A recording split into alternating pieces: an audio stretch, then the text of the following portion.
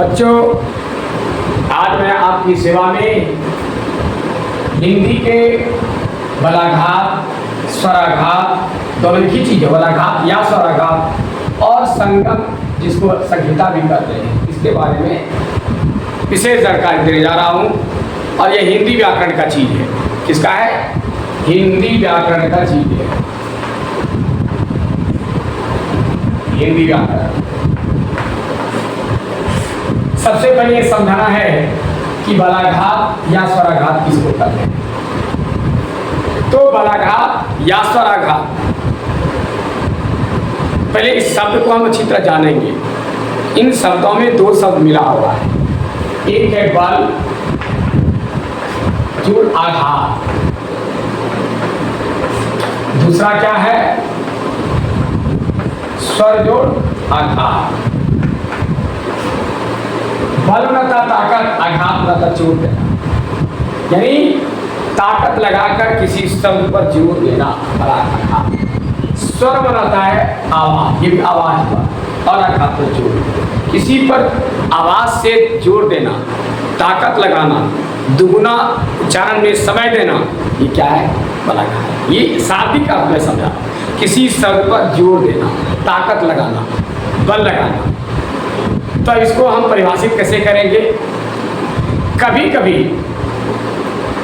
किसी शब्द का या वाक्य का की शुद्धता के लिए या उसका शुद्ध अर्थ निकालने के लिए, शुद्ध उच्चारण के लिए क्या करना पड़ता है? किसी विशेष शब्द पर या वर्ण पर जोर देना पड़ता है, तब उसका अर्थ स्पष्ट होता है।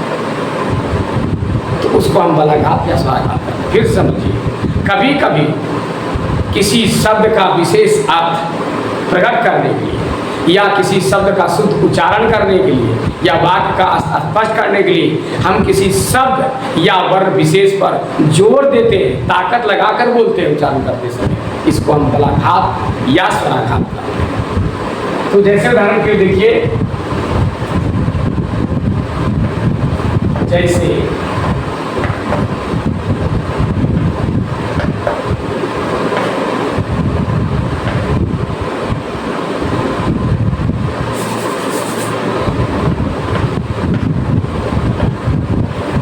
यह घर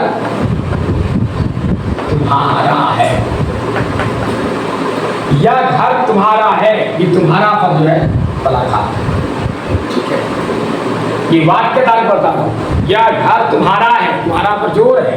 ठीक है, घर तो बहुत है, लेकिन यह घर तुम्हारा है। ठीक है, यहाँ पर क्या है? बलाघात। दूसरा है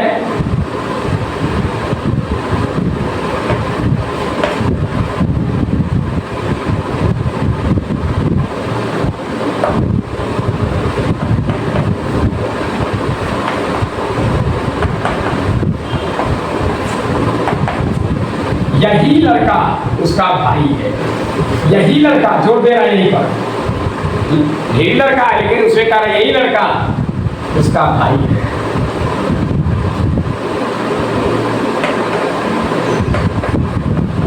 वे लोग भी आएंगे, अब देखिए, वे लोग भी आएंगे, आप भी पर ये वाक्य में हुआ। अब शब्द पर देखिए, एक शब्द लिखिए, तुम्हारा, यहाँ पर बलाघात है, तुम्हारा हाथ। ठीक है, विष्णु, ये नू पर जोर पड़ रहा है। विष्णु क्या है? विष्णु नू पर जोर पड़ रहा है, यहाँ बलाघात है। इस तरह से किसी भी वर्ण का या शब्द का, ठीक है ना, शुद्धता के लिए या सही अर्थ निकालने के लिए, सही अर्थ को प्रकट करने के लिए हम विशेष वर्ण या शब्द पर जोर देते हैं, जिसको हम बलाघात या स्वराघात करते हैं। ठीक है,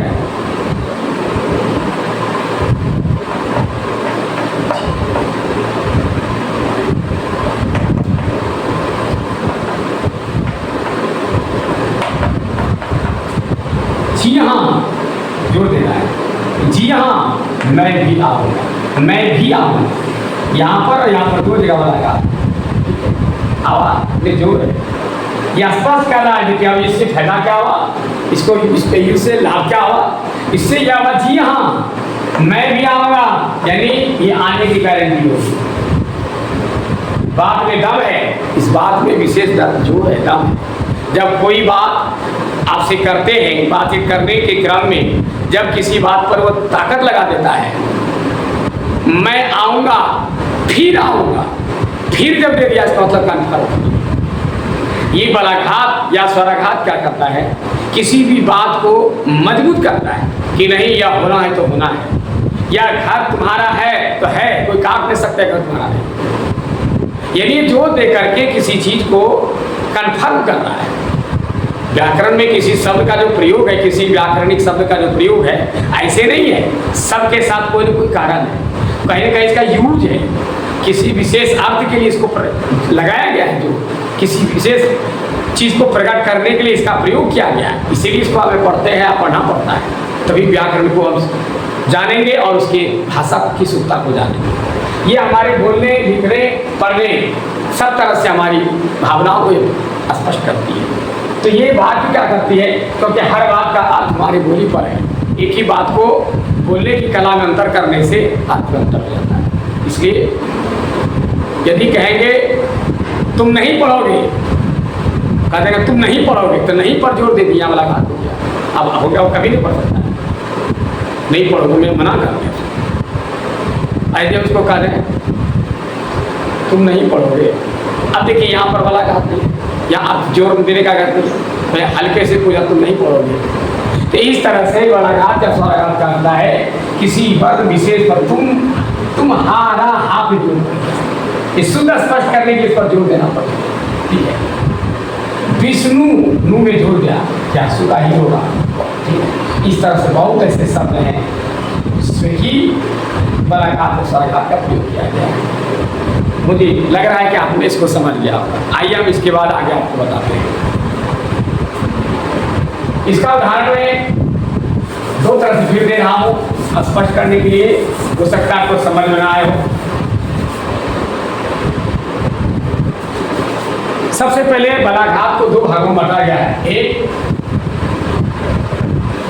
वर्ण या अक्षर बलाघात,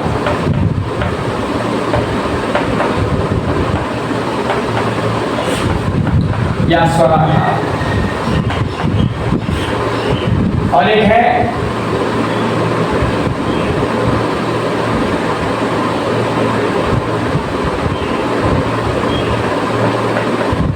शब्द बलाघात।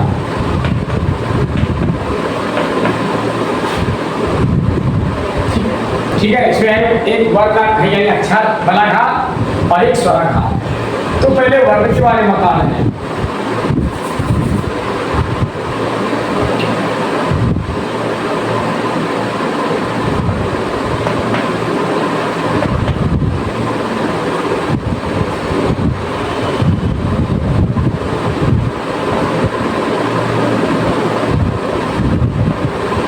तू घर चला, तू घर चला। ठीक है, तू घर चला में चौ पर जोर पड़ रहा है, ये बलाघात ध्यान रखो। तू घर चला, चौ पर जो है यहाँ बलाघात में स्वराघात। और इसी को जब हम चयन करेंगे,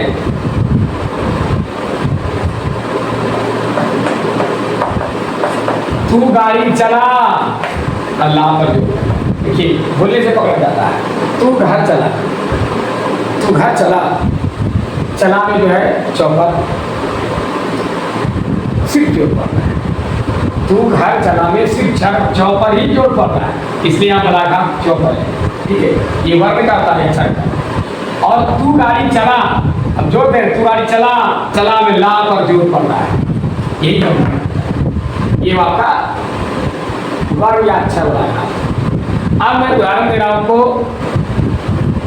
शब्द बलाघात का।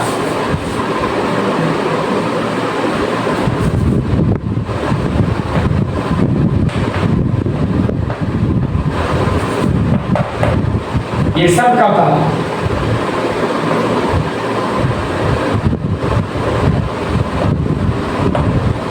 तू नहीं पढ़ेगा, तू तू नहीं पढ़ेगा, देखिए इसमें कहीं है तू नहीं पढ़ेगा, ठीक है, तू नहीं पढ़ेगा। और इसी को लिखते हैं तू पढ़ेगा नहीं,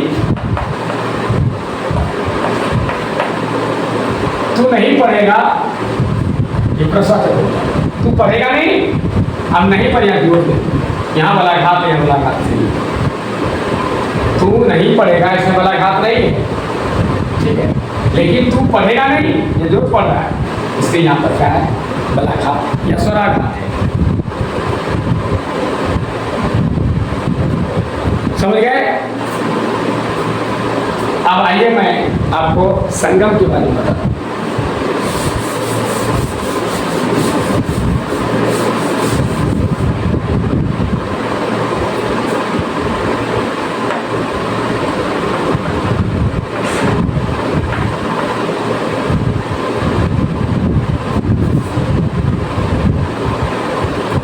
संगम में दो शब्द मिला है,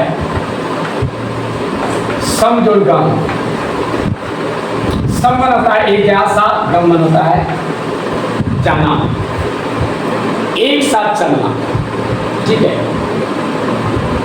अर्थात बीच में जोड़ है लेकिन फिर भी एक साथ चल रहे हैं। तो आपने विराम चिन्ह पढ़ा है, विराम चिन्ह आपको क्या बताए थे, कहीं भी किसी तरह से रुकना पड़ता है तो कहीं न कहीं कोई चिन्ह है, ठीक है, तो वो तो प्रत्यक्ष है, प्रत्यक्ष विराम है, वो कोमा है तो हल्का रुकते हैं, पूर्ण विराम में पूरे रुकते हैं, प्रसचक है तो प्रसचक की तरफ बोलते हैं। लेकिन यहाँ ये संगम क्या कह रहा है कि ये लुप्त विराम है, इसका दूसरा नाम है लुप्त विराम या अप्रकट विराम।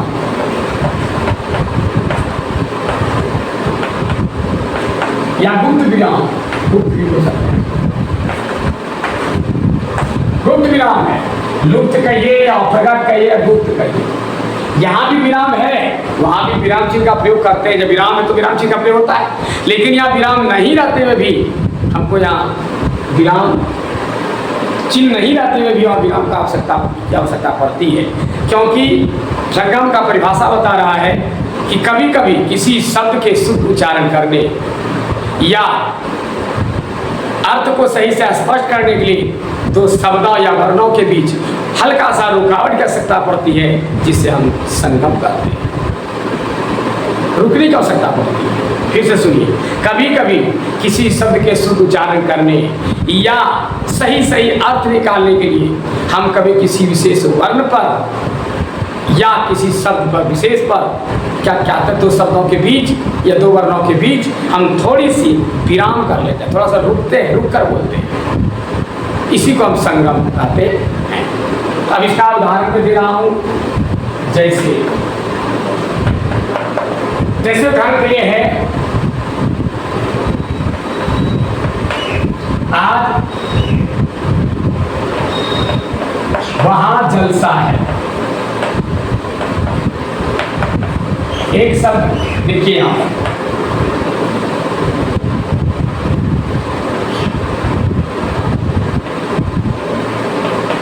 उसका चेहरा जलसा सुंदर है। अब देखिए, यदि यहां नहीं रुके हैं तो अब क्या होता है, जलसा, जलसा जानते हैं मुस्लिम लोग का ये उर्दू शब्द है जलसा, ठीक है, नाश्ता भोजन को जलसा का है, ठीक है ना, तो ये जलसा हो गया उर्दू शब्द, इसका कुछ आधार हो गया, आज वहाँ जलसा है, भोज है, सब मिल करके वहाँ जो है नाश्ता भोजन करेंगे, लेकिन क्या इसका क्या, उसका चेहरा जल सा सुंदर है।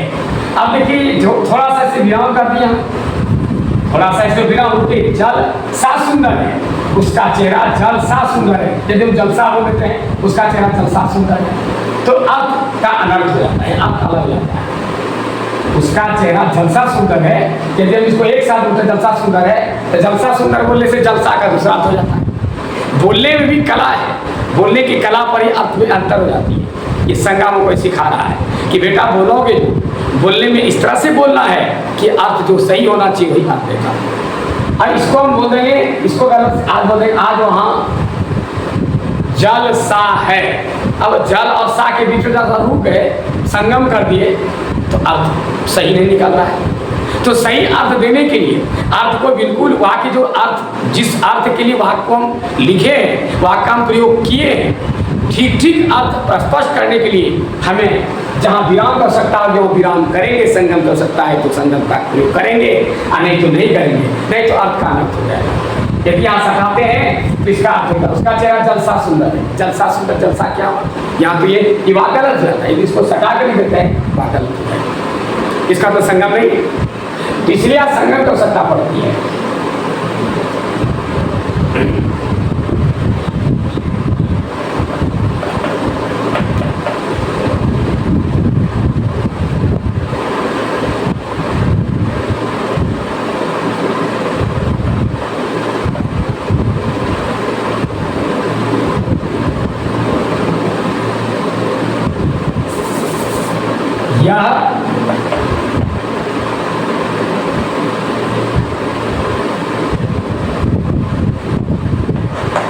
रावण का रन है, रन ना युद्ध होता है,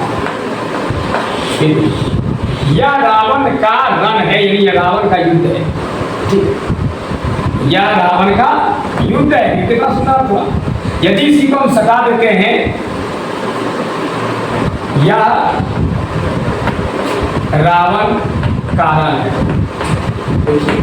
अब यहाँ क्या होता है, ये रावण का रन है, ये गलत होता है, यहाँ कोई अर्थ नहीं देता, ये अर्थ का गलत हो। इसलिए यहाँ हम जाके का और रन के बीच थोड़ा संगम की आवश्यकता पड़ी, रुकने की आवश्यकता पड़ी। इसलिए संगम किसको कहते हैं, दो शब्दों के बीच, ठीक है, थोड़ी विराम में, दो वर्णों के बीच विराम की आवश्यकता पड़ती है, उसको रुक के जैसा हम बोलते हैं, या आप लिखते समय जैसा अलग करके लिखते हैं, तो वो क्या हो गया, संगम हो गया। अर्थ को स्पष्ट कर देते, आप देख रहे हैं इस ढंग से नहीं लिखते हैं तो अर्थ का गलत हो जाता है।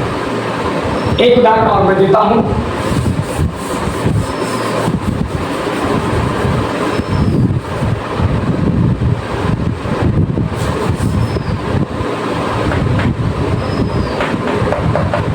देखिए साधारण सी चीज है, जा पानी ला, ये देखिए, और यहां लिखेंगे जा पानी ला, देखिए दोनों का अर्थ लगाइए, जा पानी ला, जरा सा रुके इसमें, तो कोई चीज नहीं है रुकने का, लेकिन फिर भी रुका मैं, जा पानी ला, यहाँ पर क्या है, संगम। संगम के आधार पर यदि हम इसको बोलते हैं तो क्या है, इसका अर्थ सही होता है। अच्छा, संगम का स्थान नहीं दिए, यह गलत है, पानी ला, क्या है पानी ला। तो प्यारे बच्चों, ये आज मैं हिंदी में स्वराघात, बलाघात और संगम के बारे में थोड़ी जानकारी दी, और यदि आपको अच्छा लगे तो लाइक, सब्सक्राइब, शेयर करें और हमारे हौसले को बुलंद करें।